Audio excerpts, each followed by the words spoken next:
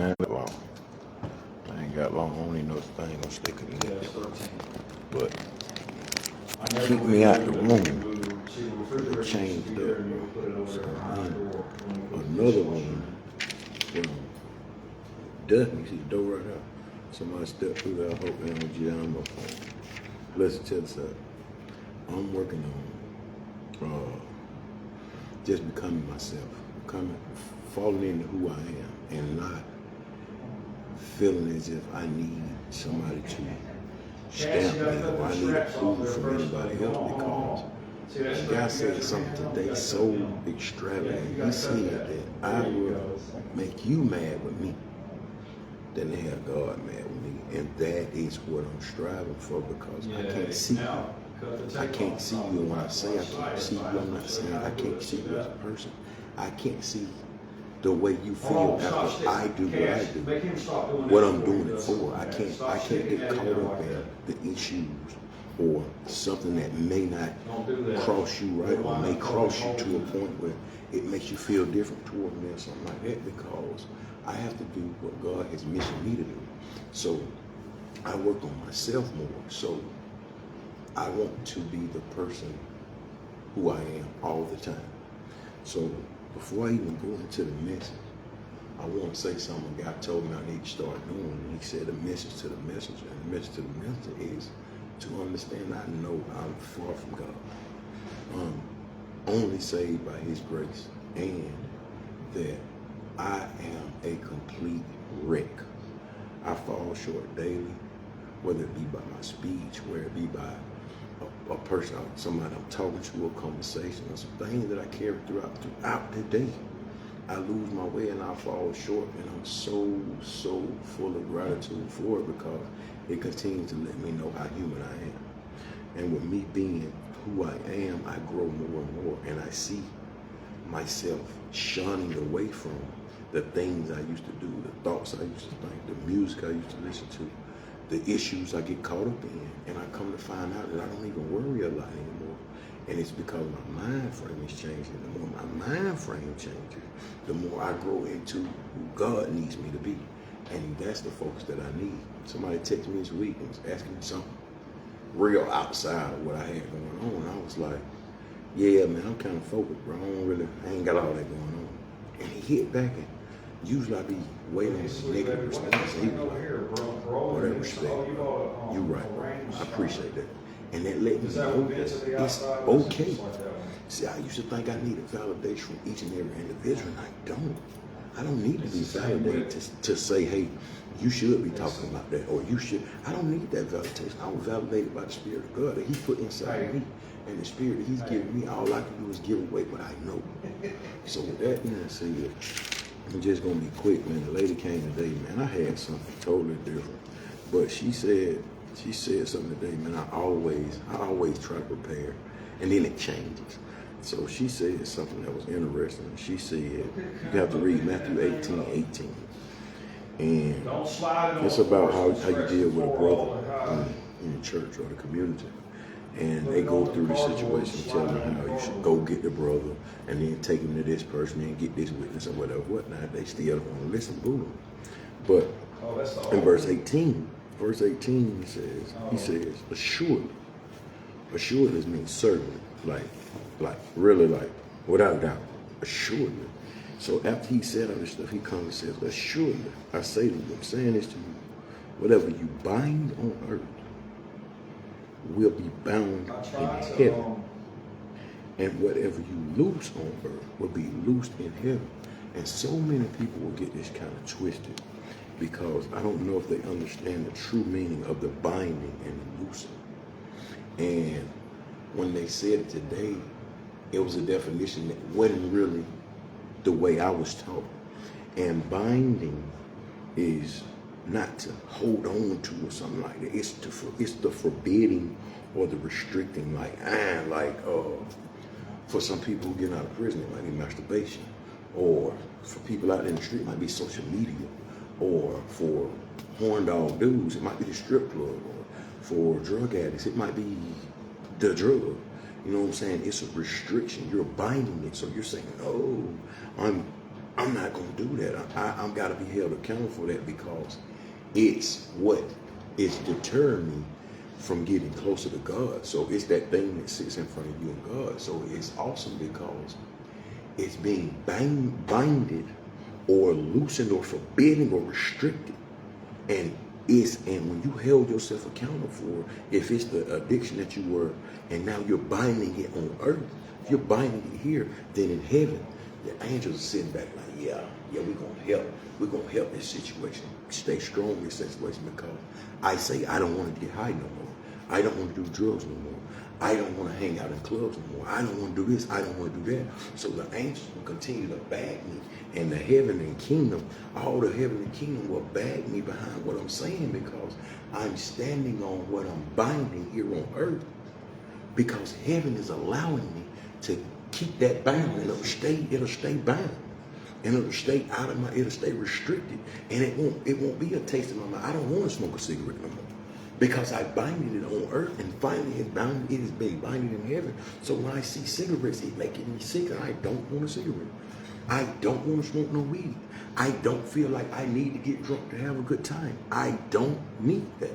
And it's just bound, and it's part of me, and it's like it's not an issue anymore.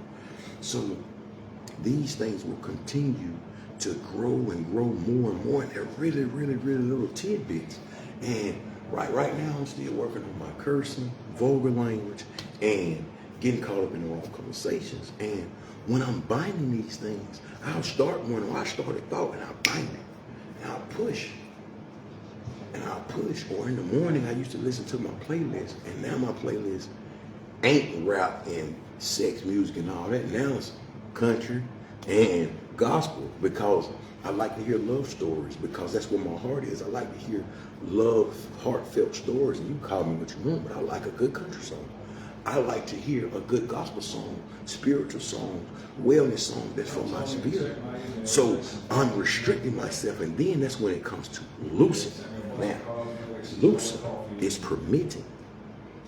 See, when you lose something here on earth, you're permitting it. And you're allowing something to be released, and the guilt and the consequence, and you're restoring the relationship. Like it's changing. So now the loosening is permitting. So you're like, yeah, I like a good gospel song. Yeah, I like to worship in the spirit. I like to feel better. I don't want to wake up and not feel great about what God has put before me, even if it's bad. Even if I'm having a horrible day, I am so full of the spirit that it's not even horrible. I had to run the whole building all day by myself today, and I felt so good doing it. I wasn't tripping. The other guy who was supposed to be in there with me, he was, they got this and all they got this, and we're by ourselves. And the whole time I'm just riding on forward there, doing everything. Because I have loosened, it's well, it is done. Like, I'm cool with it, bro. You ain't got to worry about it. Matter of fact, you stay right there because I don't want to hear complaints. I don't want to hear how much negativity you come up with. I don't want to hear how bad the situation is or can be when we can just do it and deal with it. Let's just leave all the compliments at the door. I don't even want that. Leave the compliments at the door. And then come on, we can continue in what God's grace has permitted us to do. So I'm allowing these things to be in my heart. And it's like I'm pushing forward. And it's like, and you can't make me believe that every day, the more you thank God for your situation, the more you thank Him for the horrible things you're going through, the things you made it through, the more things you give Him, the more your account fit, the more you feel like you're walking in it.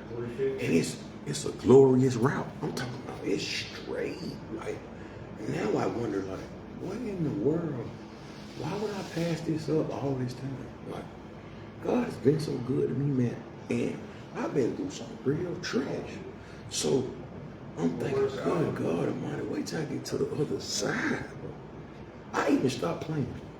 You know, I've been in prison 6 times, so this will be my 6th time getting from out of prison. We don't count the county jails. But I might be a little hard. It took me a little while. But the thing is like, I'm not even playing it, bro. I am not finna try to make God's plan my plan. I mean, make my plan God's plan. I ain't gonna do that. They say your plan God's laugh. I'm not gonna do that, bro. Like, I know that I need a car. I know I need to find somewhere to stay. I know these things. These are basics. But where would my faith be if I go try to figure all this stuff out and not let the kingdom of heaven take care of what I thought I had to worry about? I don't have to worry about that stuff. I can't say that I got faith in God and He's not gonna and think He's not gonna put it together. I got a saying. I said it's always gonna come together. But see, as long as you're leaning towards your faith and focused on what He has for you, see, you gotta learn God. You gotta identify God in the situation. All of it. The interior and the exterior of the situation. You gotta make it all about what God has. Whether it be the kids, all the stuff that's going on, you find God in it. And then He says right here, verse 18, the first word He says, assuredly. For certain. For sure. Yeah, like definitely. Overly, like, yes, for reals. It's gonna be this. He said, whatever you bind on earth will be bound in heaven. And whatever you loose on earth, it will be loosed in heaven.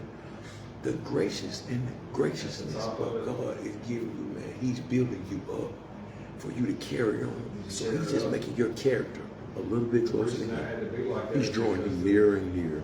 It's upset one day, down the next day. It's a rough patch. But if you find God just in the situation, just right there, like, okay, God, whatever. All right. That's how I talk to Him. I tell the friend, man, you tripping, man. I don't want to do this. But then as I do it, I'm like, God, well, I'm glad I did that one. Because it's amazing. All right. Yeah, because I really am so thankful for going to Bridge this time. No, I'm thankful for every time I ever went. Because I can say this. Every time I ever went to prison or got in trouble, the time when I was gone, the people who I used to hang with, or the addicts or stuff who I used to get high with, they're gone. My own cousin is gone now, and we were like this. A friend of mine, she's gone. She ain't dead, but she got a lot more time than I did, and we were hanging out all the time, bro. And it's like, I know that God grabbed me and picked me up and set me in a place where it's time for me to listen. And that's exactly what He's doing in your life, man. He has you somewhere where you don't know what's going on, and that's where He needs you. He needs you right where you're clueless, where there's nothing you can do about your situation. He needs you right there, because when He gets you right there, He can get you to focus on Him and not keep questioning everything else, because you tried all you're trying to do. You're working so hard to try to please yourself when you can't please yourself. You're spending all your day, you're working all these extra hours, you're taking all these classes, you're reading all these books, you're studying all these scriptures, you're doing all this stuff and dancing around the fact that you don't got it all. You don't got it together. It's going to take for you to sit down and say, God, what is it you have here? And just listen. And after you listen, watch God. Watch Him. He's going. Continuing whatever you're doing, fight against the evils. Push forward, man. Don't let the evils tear you down. And don't get caught up in the complaints, man. Just know that God is God and He is so real. He exists amongst you as you speak. And He exists around you. There's somebody around you right now that's praying for you. And you got a blessing coming, but you're going to miss it if you don't focus. And I got to run. I don't know how long I can stay, but I got to get out of it. Had to make sure that I let you know that we got to continue to bind, forbid, restrict, hold things accountable, leave them where they at, you know what I'm saying? And permit by loosening things and let some stuff be permitted. Forgiveness. You gotta allow some things to grow inside you. You gotta release some of that guilt. You carrying some guilt from past relationships or past people and some stuff like that. And some stuff you toting that wagon, man. You gotta let the wagon go, man. You gotta quit toting that load and just watch what happens when you just let go. It's gonna pick up. I'm just so thankful for anybody on the side of my voice, man. And that being said, I just pray and thank God for such wonderful, wonderful revelations that God continues to give, man. I pray over each and every one of your spirits. I pray that God continues to keep forgiving you until you finally get it. And then you're able to forgive someone else, because that's what draws you near. Thank God for each and every individual on the side of my voice. I bless you. I pray over your hearts and minds. And you continue to grow. And you're doing a great job at it. You're doing a great job. It may seem like you're losing, but you're doing a great job, because you're doing exactly what He needs you to do. In Jesus Christ's mighty name, I pray and I love you and I thank you. Amen. I'll be back. Hey, I'll be right back. I gotta get water. you welcome.